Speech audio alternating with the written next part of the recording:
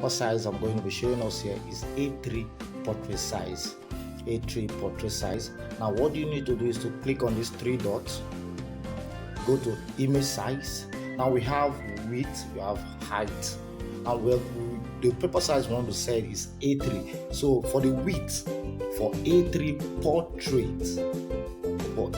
portrait, we're going to use this. The width will be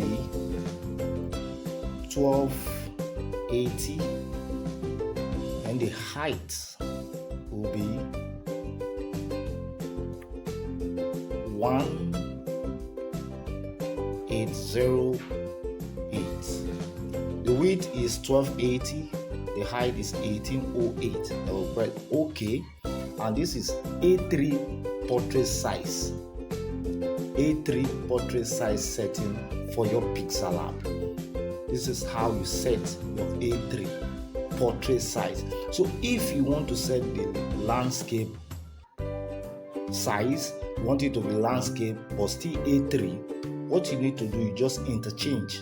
Now this is how you interchange it.